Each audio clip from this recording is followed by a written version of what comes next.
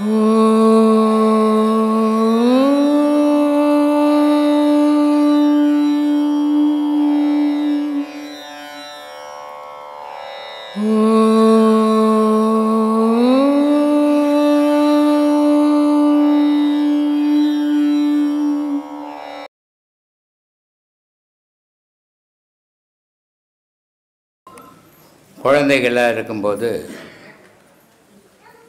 வீட்டில் பிறந்த உடனே பக்கத்து வீட்டுக்காரு அவங்க அம்மா எங்கள் அம்மா அப்படின்னு சொல்கிறதில்ல. எல்லாரையும் அம்மான்ட்டு எல்லாரையும் அண்ணன் தம்பின்ட்டு அது ஒரு பருவம்.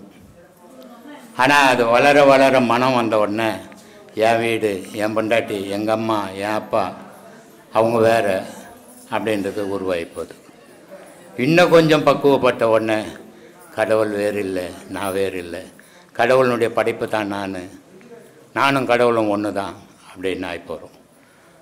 அதனால்தான் சிவாய்க்கு பட்டினத்தார் சொல்லுவார், கடவுள்ன்றது நீ மண்ணில் எப்போ பிறந்தியோ அன்றைக்கே கடவுள் உனக்குள்ளே புகுந்துட்டான், கடவுளுடைய செயல் உனக்குள்ளே புகுந்துட்டு. ஆனால் இந்த பழாப்போன மனம் அதை ஏற்றுக்க மறுக்குது. ஏன்னா உலக வாழ்க்கையே இதுக்கு சுகம் அடையாளம். அந்த உலக வாழ்க்கை சுகத்திலேயே இது ஈடுபடுறதை தவிர நிஜ பொருளை அறிய விரும்புறதில்லை. விரும்பாத்தால என்ன ஆகுதுன்னா கடவுள் வேறு நான் வேறுன்றது நினைக்குது. ஆனால் இந்த நிஜ பொருளை உணர ஆரம்பித்த உடனே இல்லை கடவுளும் நான் தான், நானே கடவுள் அப்படின்ற நிலைக்கு அது வந்துடுது. அப்போ அந்த நிலை எப்போ வரும் அப்படின்னா ஞான நிலையில் வரும். அது அதனால் சொல்கிறாரு, ஊனுக்குள் நீ இருந்து உலாவினதை யான் அறியேன், ஆனால் எனக்குள்ளே நீ தான் இருந்துக்கிற. ஆனால் இதை நான் தெரிஞ்சிக்காமையே மூடத்தனமாக வாழ்ந்துக்கிறேன்னு அப்படின்றாரு. ஆனால் எப்போ அது தெரியும்? தனக்குள்ளே தான் உலாவும் போது தான் கடவுள் தனக்குள்ளே உலாவினுக்கிறான்றது தெரியும். ஆனால் தனக்குள்ளே தான் உலாவாத வரைக்கும் கடவுள் தனக்குள்ளே இருக்கிறான்னு தெரியாது. நான் ஒரு உயிர், நான் ஒரு மனிதன், நான் ஒரு ஜீவன் அப்படின்னு தான் வாழறான். இப்போ செத்து போன உடனே ஒருத்தன் சொல்கிறான் ஜீவன் பிரிஞ்சு போச்சுங்க அப்படின்றான். ஒருத்தன் சொல்கிறான் செத்துட்டாருங்க அப்படின்னு சொல்கிறான். ஒருத்தன் சொல்கிறான் ஆன்மா பிரிஞ்சு போச்சுங்கன்றான். ஒருத்தன் சொல்கிறான் உயிர் போயிடுச்சுங்கண்ணான். அப்போது அவன் மனநிலைக்கு எப்படி தோணுதோ, அவன் எதை பேசி பழகினானோ அதையே அவன் சொல்கிறான். அப்போது இந்த கடவுளும் நானும் ஒன்று தான் அப்படின்ற நிலை எப்போ கிடைக்குது?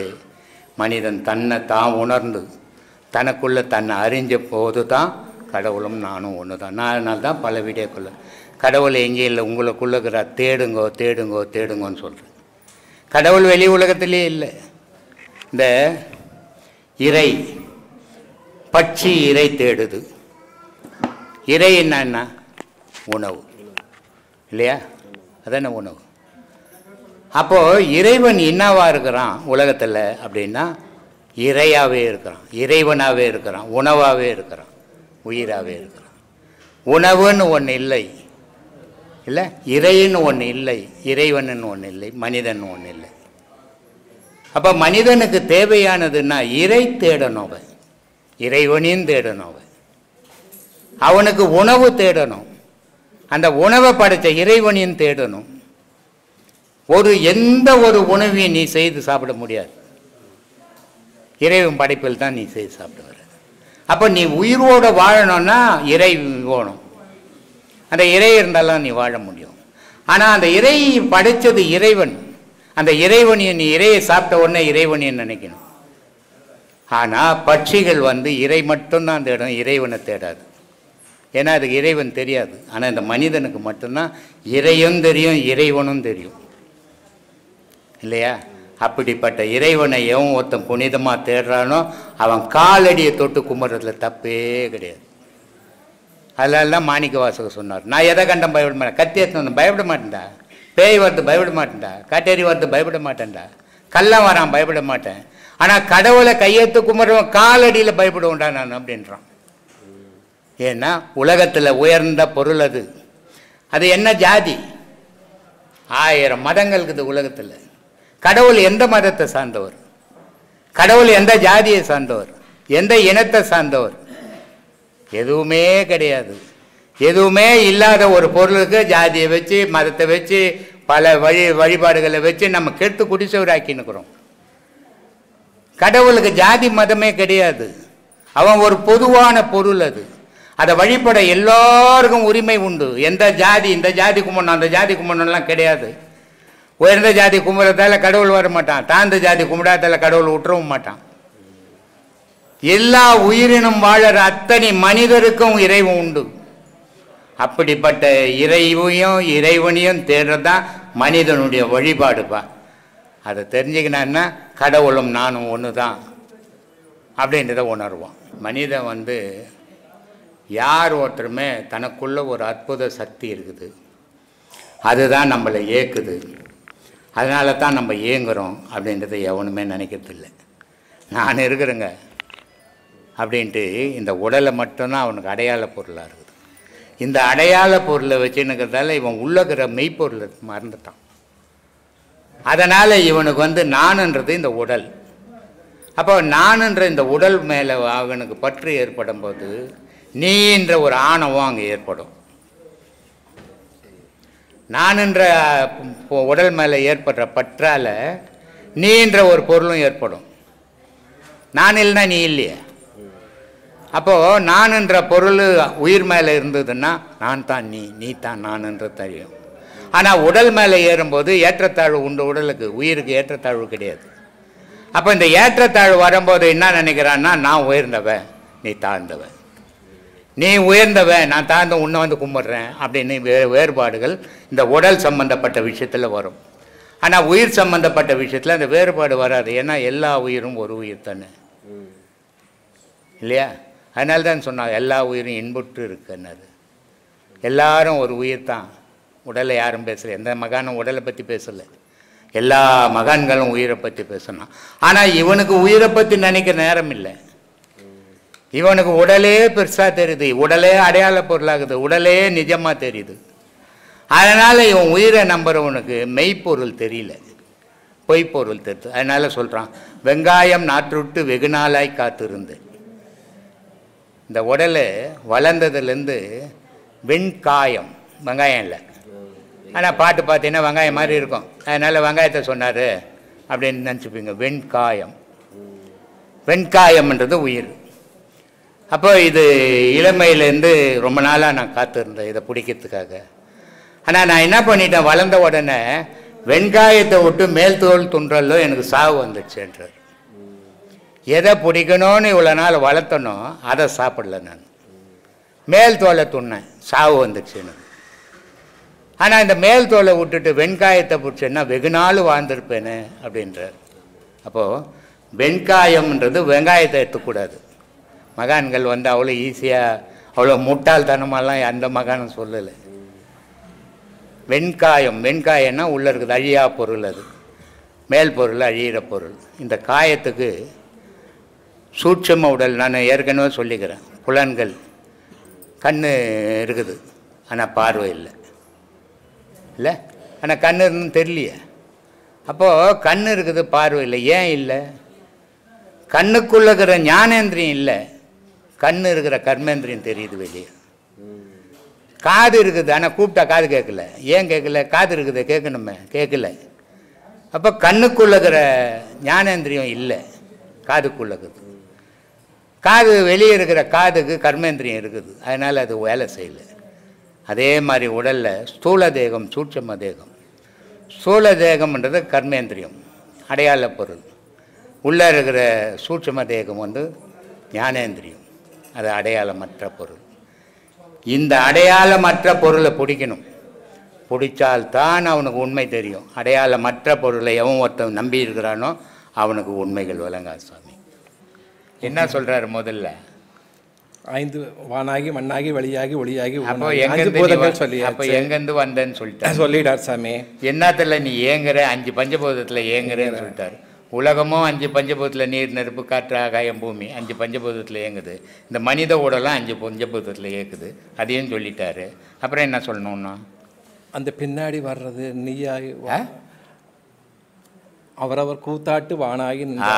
உன் கூத்து நீ என்ன கூத்து ஆடினியோ அதுக்கேற்ற மாதிரி தான் உனக்கு பின்னாடி வாழ்வு அமைய போகுது. இங்கே கடவுளுக்கே வேலை கிடையாது. நான் என்ன கூத்து ஆடுறேனோ அதுக்கேற்ற மாதிரி அடுத்த பிரிவில் எனக்கு வாழ்வு அமைய போகுது. அப்போ இந்த கூத்தை நான் முதல்ல யோசிக்கணும். நான் எந்த கூத்தாடணும்? உலக கூத்தாடனா உலகத்துக்கு ஏற்ற மாதிரி என் வாழ்க்கை அமையும். தெய்வ கூத்தாடணுன்னா அதுக்கேற்ற மாதிரி என் வாழ்க்கை அமையும். அப்போ நான் எந்த கூத்தாடணும்னு சொல்லிட்டாரு. அப்புறம் வேறண்ணா சாமி, ஆசிரியர், ஆசான், குரு, இந்த 3 பேரும் ஒன்றா சாமி, வேறு வேறா சாமி? அது எப்படிப்பா ஒன்றாகும்? மாதா பிதா குரு தெய்வம் ஒன்றாகுமா? ஒன்றாகுமா சாமி? மாதா பிதா குரு தெய்வம் ஒன்றாகுமா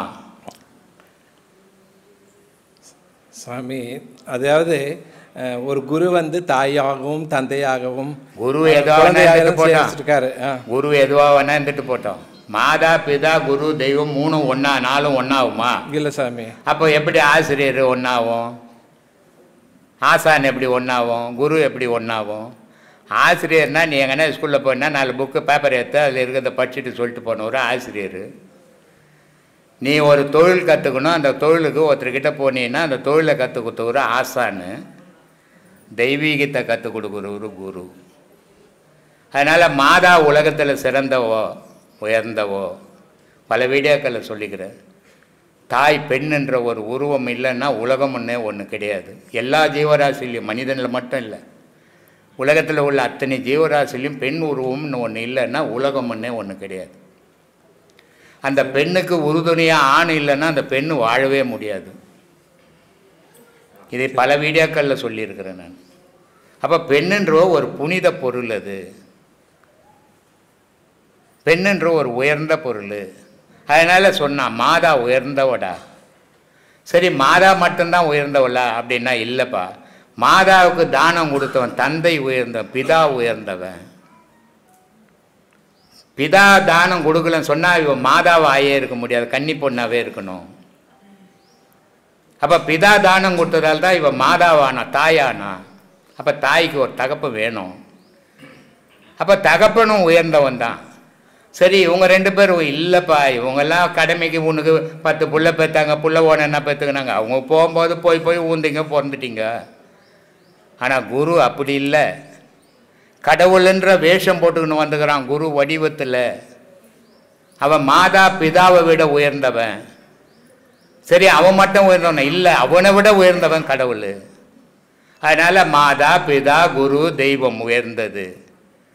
நம்மால் என்ன ஆகுதுன்னா, என்னங்க தெய்வத்தெல்லாம் சொல்லலைங்க, மாதா பிதா தான் உயர்ந்தது. ஏன்னா ஆரம்ப பள்ளியில் படிக்கணுங்க எம்ஏ புக்கை பிடிப்பாங்க, ஆரம்ப பள்ளியில் படிச்சுங்கிறீங்க நீங்கள். அதனால் மாதா பிதா வரைக்கும் சொன்னாங்க உயர்ந்தவன்னு. எம்ஏக்கு வரும்போது கடவுள் தான் உயர்ந்தவன் சொல்லுவாங்க. அதான் இங்கே நடந்துங்குது. சொல்லு சாமி. சாமி, ஒரு காலத்தில் கோவில்கள் வந்து நீதிமன்றங்களாக இருந்தது, பாடசாலைகளாக இருந்தது, கலைமன்றங்களாக இருந்தது, மருத்துவமனைகளாக இருந்தது. நம்ம ஏதாச்சும் முடியலன்னா அந்த கோயிலில் போய் இதெல்லாம் பண்ணிகிட்டு இருந்தோம். எல்லாம் சிறப்பாக இருந்தது.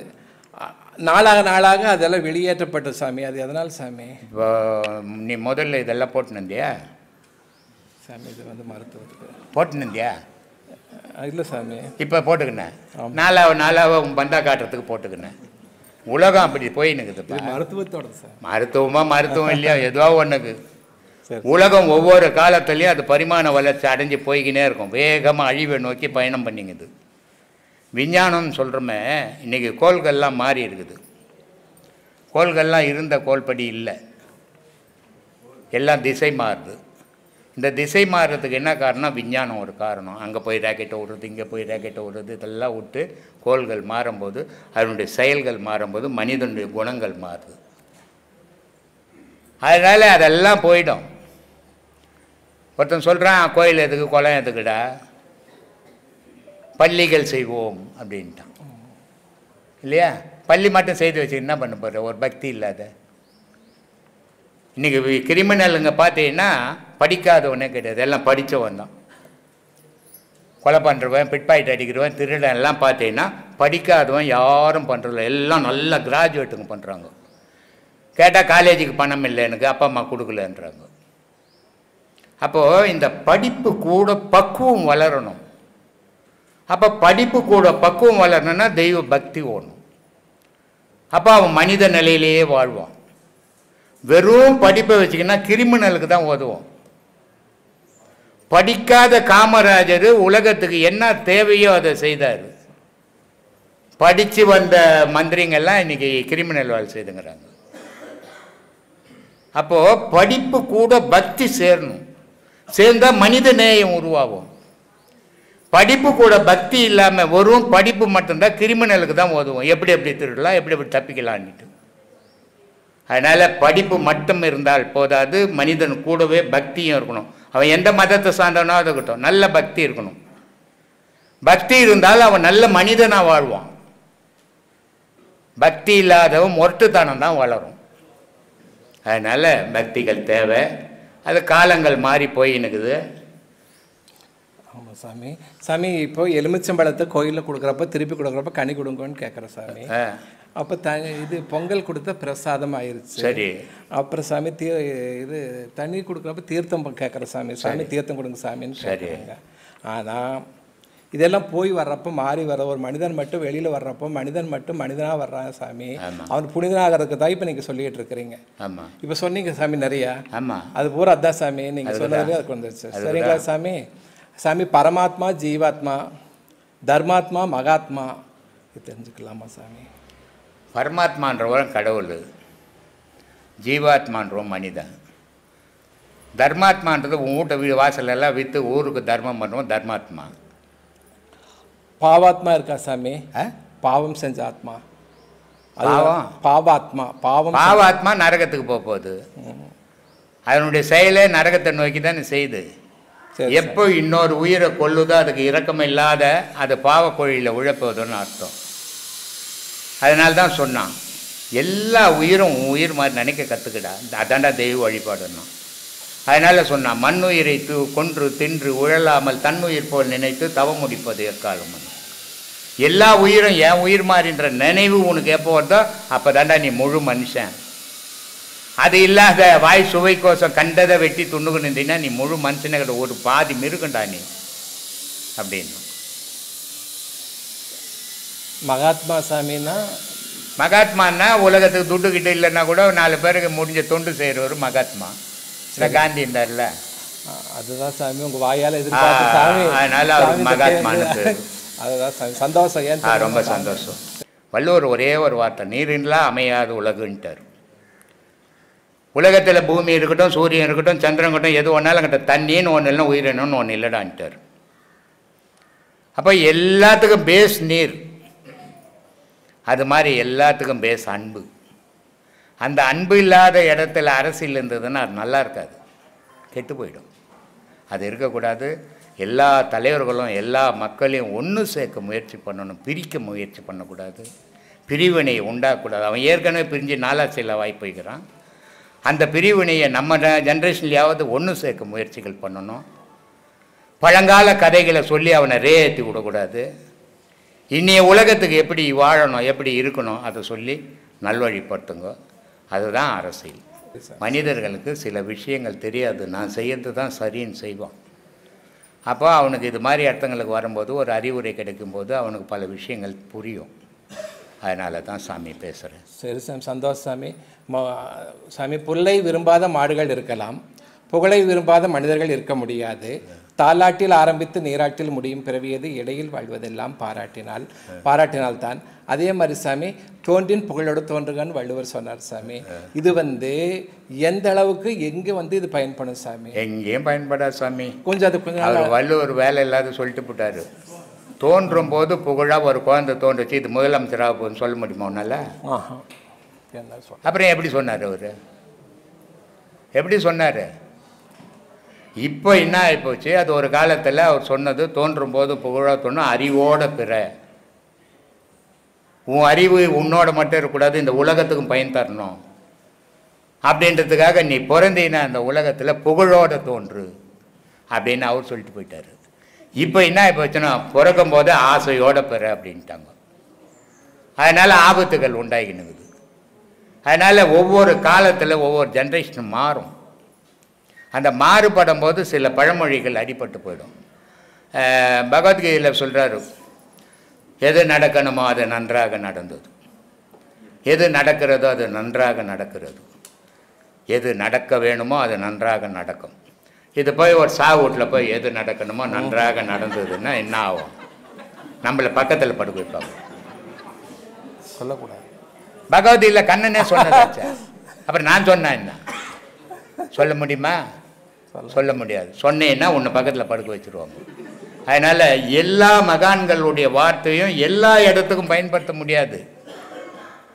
சில இடத்துல சில வார்த்தைகள் பயன் தரும், சில வார்த்தைகள் ஆபத்தை உண்டாக்கிடும். அதுக்கு தான் சொன்னேன் இடம் பொருள் ஏவலன்னா, எங்கே இருக்கிறியோ அங்கே அதுக்கு ஏற்ற மாதிரி போகும். அப்படி போவது இல்லைன்னா விபரீதங்களை நீ சந்திக்க வேண்டியது வரும் அப்படின்னு. அதனால் எல்லா இடத்துலையும் ஒரே மாதிரி வாழ முடியாது. அதுக்கு தான் வள்ளுவன் சொன்னான், பழத்தலும் அழித்தலும் வேண்டாம், உலகம் பழித்ததை அழித்து விடுறான். நான் இப்படி தான் இருப்பேன்னு போனீங்கன்னா கொட்டுன்னு கொட்டுவாங்க கூப்பிட்டு. 10 பேர் எப்படிக்கிறான்னு அப்படி வாழ்ந்துட்டு போ, அப்போ தான் உலகத்தோடு வாழ முடியும். நீ மகான் இல்லை தனித்து வாழறதுக்கு, மனுஷன் அப்படின்னார் வள்ளுவர். அதனால் எந்த இடத்துல இருக்கிறோமோ அந்த இடத்துக்கு ஏற்ற மாதிரி வாழ கற்றுக்கணும். சுவாமி, நேற்று நடந்ததாக சொல்லப்படுற ஒரு விஷயம், ஒருத்தர் சாமிக்கு வேண்டிக்கிட்டாராம், எனக்கு இந்த வேலை கிடைச்சா நான் உங்களுக்கு ஒரு காணிக்கை செலுத்துறேன். அவருக்கு அவர் வேண்டிக்கிட்ட வேலை கிடைச்சிடுச்சு. சரி. அதுக்கு பதிலாக அவர் ஓடுற ட்ரெயின் முன்னாடி விழுந்து தற்கொலை பண்ணியிருக்கார். இதுதான் அவர் சாமிக்கிட்ட வேண்டிக்கிட்டாராம். இது நாகர்கோவிலில் நடந்திருக்கு. சரி. இதை நம்ம எந்த முறையில் பார்க்க? முட்டாள்னு பார்க்கணும். இதெல்லாம் முட்டாள்தானம்னு பார்க்கணும். எவ்வளோ புத்தி இல்லாதவனாக இருக்கணும் அவன். நான் நினைக்கிற வேலை கிடைச்சா எதுக்கு வேலை தேடினேன்? நீ வாழறதுக்கு தானே, சாகிறதுக்காக வேலை தேடினேன். அப்போது இதெல்லாம் அறியாமை, முட்டாள்தனம். முட்டாள்தனத்துலேயே அந்த கடைசி நிலையினால அது மாதிரி நிலை. இதெல்லாம் இந்த சில அரசியல்வாதிங்க ரொம்ப அவங்க தொண்டர்களை வசைப்படுத்தி வச்சுருப்பாங்க. அவங்களுக்கு எதனா ஒரு பதவி போனால் இல்லை, அவங்க எதனா செத்து போட்டா இவன் செத்து போகிறேன், தீ குளிக்கிறேன் அப்படின்வான். இது அவன் சொல்லுவான் இது பற்றுன்ட்டு. ஏன்டா மனுஷன் தானே, நீ யோசிக்கணும். உன் பொண்டாட்டி புள்ள குட்டி நடு ரோட்டில் நிற்குமே யோசிக்குவேன்னா கேட்டால் பகுத்தறிவாதின்வான். முட்டாள்தானம் இதெல்லாம். நீ பிறந்த உன்னை நம்பி ஒரு குடும்பம் இருக்குது, உன் தாய் தப்பன் உன்னை நீ விரும்புகிற வேலை கிடைக்கிறதுக்கு அவங்க எவ்வளோ கஷ்டப்பட்டு உன்னை படிக்க வச்சுருப்பாங்க. ட்ரெயினில் தலைக்கு வடிகட்டின முட்டாள்தனமா எல்லாம். ஆசையே துன்பத்திற்கு காரணம் சொல்றாங்க. சரி. அது புத்தர் சொல்றாரு. சரி. எல்லாத்துக்கும் ஆசைப்படு சரி அப்படின்னு ஈஷா துறவி சொல்றாரு. சரி. நாம எந்த எடுத்துக்கணும்? நான் ஈஷாவை பற்றிலாம் நான் பேசுறதில்லை. ஏன்னா அவர் புத்தர் மகான். புத்தர் மகான். அவர் சொன்னது சரி. இவர் எப்படி சொல்கிறாரு நமக்கு தெரியாது. அவரை பற்றி நம்ம பேசுறதும் கிடையாது. ஏன்னா நம்ம முன்னோர்த்தரை பற்றி பேசக்கூடாது. அவங்க என்ன கோணலில் பேசுகிறாங்கன்னு நமக்கு தெரியாது. அதனால் நான் அவங்க மற்ற எந்த ஆன்மீகவாதி பற்றி நான் பேசுகிறதே கிடையாது. ஆனால் புத்தர் சொன்னார் உண்மை. எப்படி உண்மை அப்படின்னா இந்த வார்த்தை திருமூலரும் சொல்கிறாரு, ஆசை இருக்கிறது வாழ்க்கைக்கு அது அவசியம். ஆசை இல்லாதது புத்தர் சொன்னதே நான் ஒரு வார்த்தையை தப்புன்னு சொல்லுவேன். ஏன்னா ஆசையே துன்பத்துக்கு அடிப்படை. ஆசையை அறவே ஒழித்து விடுனார். ஆசையை அறவே ஒழித்தா அது எதுன்னா போன வண்டி தான். மீதி யாரும் ஆசையா நடக்கணும் போது ஒரு ஆசை, உட்காரணும் போது ஒரு ஆசை, குடும்பம் போது ஒரு ஆசை, சாப்பிடணும் போது ஒரு ஆசை, இதெல்லாம் போய் கடவுள் தேடணும்னாலும் ஒரு ஆசை. அப்போ ஆசையை அறவே ஒழிக்க முடியாது. அறவே ஒழிச்சா அது போனோம். ஆசை இருக்கணும், அது அளவோடு இருக்கணும். அளவு மீறி போனால் ஆபத்து. அதை தான் புத்தர் சொல்கிறார். ஆசையா இது, ஆனால் அளவு மீறி போயிடாது, போனீங்கன்னா அது ஆபத்து அப்படின்றார். இதையே திருமூலர் சொல்கிறாரு, அருமீன் அருமீன் ஆசை அருமீன், ஈசனுடன் இருப்பினும் ஆசை அருமீன், ஆசை பட பட ஆய்ந்து வரும் துன்பங்கள், ஆசை விட விட ஆனந்தமாமேனார். அப்போ நீ ஆசையை விட்டீன்னா உன் வாழ்க்கை சந்தோஷமா இருக்கும். நீ வாழ்க்கை ஆசை பட பட துன்பம் தான் வரும். நீ நினைக்கிறதெல்லாம் உலகத்தில் கிடைக்குமா? கிடைக்காது. கிடைக்காது. அப்ப கிடைக்காத போது எனக்கு மனசு என்ன பண்ணும்? மேலும் மேலும் துன்பப்படும். அப்ப ஆசையை விட்டுட்டுனா துன்பம் கிடையாது. இதை தான் கௌதம் புத்தர் சொல்றாரு, ஆசையை அளவோட வச்சுன்னு வாழுங்க. ஆசை இந்த ஊரையே வலிச்சு நம்மள்தாயின்னு நினைச்சுன்னு வாழாதீங்க, துன்பத்துக்கு ஆளாயிடுவீங்கன்னு சொல்றாருமா. சுவாமி, மனு தர்மத்துல பெண்களை இழிவுபடுத்தி இருக்கிறதா சொல்றாங்க. சரி, இது சரியா தவறா? இருந்துட்டு போட்டுமே. மனு தர்மம் இப்ப கடைபிடிக்க முடியுமா யாராலையாவது? அப்புறம் அதை எடுத்து பேசி என்ன பிரயோஜனம்? அது தேவையற்ற விஷயமாச்சே. இன்னைய வாழ்க்கையை பாருங்க. ஆதியில் எவனோ துண்டு போட்டு உட்காந்து ஏதுந்தெல்லாம் எடுத்துக்கணும், வாழ்க்கைக்கு எடுத்துன்னு வந்தீங்கன்னா உதவாது. அது இன்னைய வாழ்க்கை நம்ம ஒழிச்சாதான். இன்னைய வாழ்க்கை 4 பேருக்கு மரியாதையாக இருந்தால் தான், இன்னைய வாழ்க்கை சம்பாரிச்சாதான். இதை பாருங்க, மனு தர்மம், மனுஷன் தர்மத்தை பாருங்க. மனு தர்மத்தை தூக்கி போடுங்க, மனுஷனுக்குள்ள வாழ கத்துங்க. மனு தர்மத்தை கடைபிடிச்சா இன்னைக்கு யாரும் வாழவே முடியாது. அதனால அதெல்லாம் தேவையற்ற விஷயம். அது ஒரு காலகட்டம். 3000 வருஷம் 4000 வருஷத்துக்கு முன்னே மனுஷன் ஒரு கோமணம் கட்டின்னு வாழ்ந்தான். இப்போ வாழ முடியுமா? அப்புறம் இப்போ எதுக்கு மனு தர்மத்தை பற்றி பேசணும் நம்ம? அது தேவையற்ற விஷயமா. இது எதுக்குன்னா சிலாவலி வேலை பண்ணுறதுக்கு உதவும், நல்லதுக்கு உதவாது. இன்னொருத்தனை குறை சொல்கிறதுக்கு உதவுமே தவிர நன்மைக்கு உதவாது. அதனால் மற்றவனை குறை சொல்லி வாழறதுல என்ன பயன்? நீ என்ன கண்ட? ஒன்றே காண போதில்லை. நீயும் சாவ போகிறான், அவனும் சாவ போகிறான். அப்புறம் என்னடா வாழ்க்கை இது? வாழும்போது நல்லதை சொல்லுங்க, நல்லதை பேசுங்க, நல்லதை செய்யுங்க. அதுதான் சிறப்பான வாழ்வு. அரசியல்வாதியாக இருந்தாலும் சரி, சாதாரண ஆளாக இருந்தாலும் சரி. இன்னொருத்தரை போய் சிண்டு மூட்டி விட்டு ஒருத்தர் பிரிக்கிறதுல ஒரு பயணம் கிடையாது. சேர்க்கறதுக்கு முயற்சி பண்ணுங்க. அதுதான் சிறப்பான அரசியல். அதை விட்டுட்டு மனு தர்மம் அந்த தர்மம்லாம் வேணாம், தேவையற்றது. மனுஷன் தர்மத்தை பாருங்க. இப்போ அதுதான் தேவை. இப்போ அதுவே இல்லாத தவிக்கிறான் மனுஷன். அதனால மனுஷன் தர்மத்தை பாருங்க, மனு தர்மத்தை தூக்கி போடுங்க. அது எதுவோ காலத்தில் வேலை இல்லாத எழுதி வச்சுட்டு இப்போ எடுத்துக்காதீங்க. எடுத்தீங்கன்னா குழப்பம் தான் மிஞ்சம், உண்மை கிடை தெரியாது. சொல்லுமா சுவாமி, திருப்பதியில் இருக்கிறது முருகர், அவரை வந்து பெருமாள்னு வச்சிருக்காங்கன்ற ஒரு பெரிய கருத்து இருக்கட்டும். அதை பற்றி சரி, இப்போ கோவிலுக்கு போகிற நீ என்ன நினச்சின்னு போகிற? இது கடவுள் அப்படின்னு நினச்சின்னு போகிற. இன்னொருத்தன் என்ன நினச்சின்னு போகிறான்? இது கல்லுன்னு நினச்சின்னு போகிறான். அப்போது அவன் நினைப்புக்கு ஏற்ற மாதிரி அது மாறுது இல்லையா? நீ கடவுள்னு நினச்சா அது கடவுளாக இருக்குது, கல்லுன்னு நினச்சின்னா கல்லாக இருக்குது. அப்போது அங்கே இருக்கிறது நீ முருகருன்னு நினச்சின்னு போய் கும்பிட்டுட்டு போ. இன்னொருத்தன் பெருமாள்னு கும்பிட்டுமே கூட மொத்தத்தில் கடவுள் தான். அது முருகர்னால கடவுள் தானே. முருகர்னா ஒன்று நம்ம வீட்டு வேலைக்காரன் இல்லை, அதுவும் கடவுள் தான். பெருமாள்னாலும் கடவுள் தான். ரெண்டும் நீ உனக்கு எது பிடிக்குதோ அப்படி கும்பிட்டு போய. எல்லாரும் ஒரு கடவுளை கும்பிட்றது கிடையாது. எல்லா மனுஷனும் ஒரு கடவுளை கும்பிட்றான்னா? ஒரு தெருவில் 5 கோயில் இருந்தால் 5 கோயிலில் போய் 5 சாமியும் கும்பிட்றான். எது கும்பிட்றான்? இவன் பயம், இவன் ஆசை, அதுக்காக கும்பிட்டுன்னுக்கிறான். அதனால் அது எதுவாகனா இருக்கட்டுமே, நீ என்னவா நினைக்கிறோ அது அதுவாக இருக்க போகுது. அதனால தான் அருணகிரி ரொம்ப அழகாக சொல்லுவார், நீ பார்த்தா அது கல்லுப்பா, ஆனால் அது கல்லுன்னு நினச்சிக்காத, நீ உருகுனா அதுவும் உன் கூட உருகிட்டோன்றார். அதனால் சொல்கிறார், நெஞ்சாய் காண கல்லது நெகிழ்ந்தது உருக தஞ்சாதருள் சண்முகனுக்கு இயல் சேர் செஞ்சேல் புனை மாலை சிறந்திடவே மஞ்சாக்கர ஆணை பாதம் பணிவோம் ஆடும் பரி வேல் அணி சேவல் எனும் பாடும் பணியே பணியாறுள் ஆயினார். அதனால் நீ என்னவா நினைக்கிற அது அதுவாக மாறுண்டா, உன் மனசு தாண்டா அதுக்கு தேவை அப்படின்னு. அதனால் அது முருகரானா இருக்கட்டும், பெருமாளானா இருக்கட்டும். பெருமாள்னு கும்பிட்டு போட்டோம், நீ முருகருன்னு நீ கும்பிட்டு வந்துடுறேன், என்ன குறைஞ்சி போப்போ? ரெண்டும் கடவுள் தான். அதனால வேற்றுமையே தேவையில்லையே. கடவுளில் வேற்றுமையே கிடையாது. மனசில் வேற்றுமை. அது பெருமாள்ன்றது, இது கோயண்டான்றதும், இது முருகன்றதோ, இது விநாயகர்ன்றதோ, இதெல்லாம் மனுஷன் பண்ணுற வேலை. கடவுளில் வேற்றுமை கிடையாதும்மா. சொல்லுங்க சுவாமி. தென்னிந்தியாவில் அம்மனுக்கு முருகருக்கெல்லாம் முடிக்காணிக்கை செலுத்துறாங்க. சரி. ஆனா வட இந்தியாவில் இதை மாதிரி மொட்டை அடிக்கிற பழக்கமே இல்லையே. சரி. இங்க மட்டும் ஏன் எப்படி பண்ணி? வட இந்தியாவில் பண்ணுறது நல்ல பழக்கம், ஆனால் தென்னிந்தியாவில் அறியாமையில் பண்ணிங்கிறாங்கன்னு அர்த்தம். ஏன்னா கடவுளுக்கு இந்த மயிரியை கேட்குறாரு கடவுள். உண்மையான உனக்கு கடவுள் பக்தியாக இருந்தால் ஒரு முறை போகும்போது ஒரு விரலை வெட்டி குத்துட்டு வந்து உண்டியில் போட்டு வந்துடும். அதுதான் உண்மையான கடவுள் பக்தி. ஏன்னா நீ நகமும் முடியும் இருக்குது, அது ஒரு புடிவாதமான பொருள். அது இது ரெண்டுமே வெட்ட நகம் வந்துக்கினே இருக்கும், மொட்டை அடிக்க அது வளர்ந்துக்கினே இருக்கும். அதனால் போய் மொட்டை அடிக்கிற, ஒரு விரலை வெட்டி போடு உண்டியில் வராது, அதனால் போட மாட்டேன். கடவுளுக்கு உண்மையான பக்தனாக இருந்தால் காணிக்கை கொடுக்கணும்னா விரலை கொடுக்கணும். முடிய குத்து என்ன பண்ணணும்? ஜவுரி மயிர் வியாபாரமாக பண்ண போகிறார் கடவுள். இது அறியாமைமா. இதெல்லாம் கடவுளை கடவுள் தேடுறது என்னன்னா நல்ல மனசை தேடுறான் ஆண்டவன்.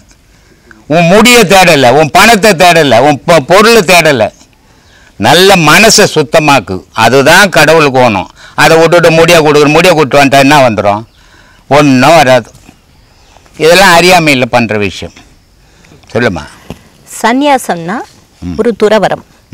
எவ்வளவு எளிமையா இருக்கணுமோ அப்படிதான் இருக்கணும். ஆனா இப்ப இருக்கிற சன்னியாசிகள்லாம் உயர்ந்த வாழ்க்கை வாழ்ந்துக்கிட்டு எதையுமே துறக்காம துறவின்னு ஒருத்தன் உலகத்தில் இல்லைம்மா. சன்னியாசின்னு நிறையக்கிறான், துறவின்னு ஒருத்தன் கிடையாது. ஏன்னா யாருமே, நான் அவ்வளோ பெரிய மகன் பட்டினத்தாரே துறவின்னு நான் ஒத்துக்கிறது இல்லை. துறவின்னா பிணம்னு அர்த்தம். அதுதான் எல்லாத்தையும் திறந்துட்டு ஊந்து கிடக்குது. மீதி மனிதனுடைய உடலில் உயிரோட்டம் இருக்கிற வரைக்கும் ஏதோ ஒரு ஆசை இருந்துக்கினே இருக்கும். ஒருத்தனுக்கு வீட்டு ஆசை இருக்கும், ஒருத்தனுக்கு பொண்டாட்டி ஆசை இருக்கும், ஒருத்தனுக்கு பிள்ளைங்க ஆசை இருக்கும், ஒருத்தனுக்கு கடவுள் ஆசை இருக்கும். ஏதோ ஒரு ஆசை இருக்கும். ஆசை இல்லாதது துறவி. ஏதோ ஒரு ஆசை இருந்தாலும் அவன் துறவி கிடையாது. ஆன்மீகவாதி, ஞானி, சன்னியாசி. அதுதான் ஒரு வாட்டி என்கிட்ட எஸ்டாரன்ஸ்லேருந்து ஒரு கேள்விகள் கேட்டிருந்தாங்க. ஒரு வாட்டி வந்து இந்த 4 விதமான ஆளுங்க இருக்கிறாங்க, இந்த 4 விதமான ஆளுங்களுக்கு என்ன பேர் அப்படின்ட்டு. ஞானி, யோகி, சாமியார், சன்னியாசி அப்படின்னு 4 பேரை பற்றி கேட்டிருந்தாங்க. அப்போ நான் சொன்னேன், சன்னியாசின்றவனுக்கு வீடு கிடையாது, வாசல் கிடையாது, கடவுளும் கிடையாது. சோறு எங்கே போடுறோன்னா அங்கே துண்ணுட்டு சுற்றுருவேன் சன்னியாசி. சாமியார், கடவுள் எதுன்னு தெரியறதில்லை, தெரியாமல் இது சாமியா அது சாமியா அது சாமியான்னு தேடின்னு திரிடுவேன், சாமி யாருன்னு கேட்டுன்னு திரிடுவேன் சாமியார். யோகி, கடவுள் தனக்குள்ளவே தேடுறவன் யோகி. ஞானி, தனக்குள்ளவே தேடி அடைஞ்சவன் ஞானி. இப்படி 4 விதமாக மக்கள் இருக்கிறான் ஞானிகளில் அப்படின்னு. அது மாதிரி துறவின்னு ஒருத்தன் கிடையாதுமா. எனக்கு தெரிஞ்சு துறவின்னு யாருமே என்னால் ஏற்றுக்க முடியல. அது நிறைய பேர் பேசுகிறாங்க துறவி துறவின்னு. துறவின்றது யாரும் கிடையாது. துறவின்னா போனந்தான். ஏன்னா எவனுக்காவது ஏதோ ஒரு மேலே பட்டு இருந்துக்குன்னே இருக்கும். அப்புறம் அவன் எப்படி எதை திறந்தான்? அவன் வீடு வானான்னுறான், ஒருத்தன் சாப்பாடு செய்து போடுறீங்க, ஒருத்தன் சொல்கிறான் நான் கறி மீன் சாப்பிட மாட்டேங்கன்றான், துறவி அவன். ஒருத்தன் சொல்கிறான் நான் கத்திரிக்காய் முருங்காய் சாப்பிட மாட்டேங்கிறான், துறவியா? ஒருத்தனுக்கு ஒன்று பிடிக்கலன்னா விட்டுடுறான், அதனால் அவன் துறவி ஆகிட முடியாது. துறவின்றவன் எல்லாத்தையும் திறந்தவன். எல்லாத்தையும் திறந்தாங்க என்ன இருக்கும்? போனந்தான் இருக்கும். அதனால் துறவின்னு எனக்கு யாரும் தெரியறதில்லம்மா. சன்னியாசின்னு நிறைய, அவனுக்கு எங்கே சோறு கிடைக்குதோ அந்த ஊரில் போய் தங்கிடுவான். அவனுக்கு பேர் சன்னியாசி. அவன் தெய்வத்து மேலேயும் பக்தி கிடையாது, தான் குடும்பத்து மேலேயும் பற்று கிடையாது. அவன் சன்னியாசி. ஆனால் துறவி கிடையாது. சொல்வார், அர்ஜுனர்கிட்ட சொல்வார், அர்ஜுனா நீ வந்து கர்ணனை வந்து சாகடிச்சிட்டு அவன் இன்னும் அதாவது அந்த பாவ இதில் இருக்காரு, கஷ்டப்படுறான், என்னால் பார்க்க முடியல, இதான் சமயம், நீ கர்ணனை வந்து அழிச்சிடு அப்படின்னு சொல்கிறாரு. அப்போ நல்லவங்களாக இருந்தால் கூட அந்த சொல்லுவாங்க, நீ நல்ல செயல் நல்ல எண்ணம் இதெல்லாம் இருந்தால் நல்லபடியாக இருப்பாங்க, நீண்டு வாழ்வாங்கன்னு சொல்கிறாங்க. ஆனால் கர்ணருக்கு அந்த நிலைமை அதில் வந்துருக்கு இல்லையா? இதுதான் இப்போ நீங்கள் சொன்னது தான். அதே தான் நான் பதில். விதி கர்ணனோட வாழ்க்கையில் எப்படி விளையாடுச்சுன்னு தான் விஷயமே. அதாவது 5 பேர் பஞ்சபாண்டவர்கள், 5 பேர். இந்த 5 பேரில் 4 பேருக்கே ஒன்றும் தெரியாது. அதாவது வித்தைகள் தெரியும், எதிர்காலம் என்ன ஆகுன்றது தெரியாது. ஆனால் இந்த 5 பேரில் ஒருத்தன் யார்? சகாதேவன். அவனுக்கு நேற்று நடந்ததும் தெரியும், இன்னைக்கு நடக்குதுன்னு தெரியும், நாளைக்கு என்ன ஆக போகுதுன்றது தெரியும். ஆனால் இவ்வளோ தெரிஞ்சவன் சொல்லக்கூடாது வெளியே. ஏன் அண்ணன் தம்பியை காப்பாற்ற முடியல? வெளியே சொல்லக்கூடாது. அந்த வரம் வாங்கியிருப்பாங்க, அப்பாவோட இதை வந்து சாப்பிட்டுருப்பாரு. சரி, அவனை வரைக்கும் சொல்லியிருக்கலாம்ல. அதாவது எதிர்காலம் இப்படி ஆக போகுதுன்னு சொல்ல வேணாம். துரியோதனை சகுனியை கூப்பிட்டு சதுரங்கம் விளாட்றான். நீ என்ன பண்ணியிருக்கணும்? எதிர்காலம் உனக்கு என்னன்னு தெரிஞ்சு போச்சு, மற்ற 4 பேருக்கும் தெரியாது, அதனால தைரியமாக விளாட்றான். உனக்கு தெரியும்ல, உனக்கு தெரியும்ல, நீ என்ன பண்ணியிருக்கணும்? கிருஷ்ணா வராமல் விளாடக்கூடாது ஒரு வார்த்தை சொல்லியிருக்கலாம்ல. நீ சொன்னியா? சொல்லலை. காரணம் யார் ஜெயிச்சதாங்க? விதி தான் ஜெயிக்குது. கர்ணனோட வாழ்க்கையில் எது ஜெயிக்குது? அவனுக்கு எல்லாமே தெரியும், நல்லவன் தான், எல்லாம் தெரியும். ஆனால் சேரக்கூடாத இடத்துல சேர்ந்தா நீ சேர்த்த செல்வம், நீ சேர்த்த ஞானம், நீ கற்றுக்கின கலை எதுவோ உனக்கு கை கொடுக்காது. அந்த சேரக்கூடிய இடம் எதுவும் சேர்ந்து சேர்த்துக்கு தான் உனக்கு மதி வேணும். இல்லைன்னா விதி உன் கதையை முடிச்சுட்டு போயினே இருக்கும். அதுதான் சேரியிடம் அறிந்து சேருன்னு பெரியவங்க சொல்கிறது இதுதான். உனக்கு 1000 தெரியும், ஆனால் எங்கே சேரணும், யார் கூட சேரணும்னு தெரிஞ்சுக்கணும். ஏன்னா ஒரு நல்லவனால் கெட்டவனை மாற்றவே முடியாது. தலையால் தண்ணி குடித்தாலும் மாற்றவே முடியாது. ஆனால் ஒரு கெட்டவன் நினச்சா ஒரு நல்லவனை அப்படின்றதுக்குள்ளே மாற்றிடுவான். அந்த சக்தி கெட்டவனுக்கு உண்டு, நல்லவனுக்கு அந்த பலம் இல்லை. அதை தான் அங்கே மகாபாரதத்தில் கர்ணன் மாட்டின்னு முடிச்சது காரணம். அப்போது இந்த உலகம் மோசமானது தான். இதில் நாம் பக்குவத்தோடு வாழணும்னா கர்ணன் மாதிரி மாட்டி முடிக்கக்கூடாது. புத்தியை கொண்டு வாழணும், அறிவை கொண்டு தெளிஞ்சுக்கணும். அந்த உண்மையில் நிற்கணும். நின்னா இல்லைன்னா முடிஞ்சு போச்சு, வீதி ஜெயிச்சிடும். சரிங்க ஐயா, எனக்கு எல்லா பாடமும் நான் நல்லா பண்ணி வரணும், ஆசீர்வாதம் பண்ணு. ஐயா கிட்ட ஆசீர்வாதம் வாங்கிக்கோங்க. இந்த ஏக்கம் வந்ததுனாவே இது என்னென்னா பாடம் ஆளாலும் சொல்லுவாங்க எனக்கு அது வேணும் இது வேணும்னு. ஆனால் பாடத்தில் நான் நல்ல நிலைக்கு போகணும்பா, அதுக்கு நீங்கள் உதவி செய்யுங்கப்பா, உன்னோட ஆசை வேணும்னு கேட்குறீங்க தெரியுங்களா, கண்டிப்பாக உங்கள் ஆயுசில் அது நடக்கும். அதுக்கு இறைவனே சாட்சியாக இருப்பார். சரிங்களா, வருத்தமே வேண்டாம், இந்த வேட்கை தான் வேணும். சரிங்களா, ஆத்மா ஆத்மா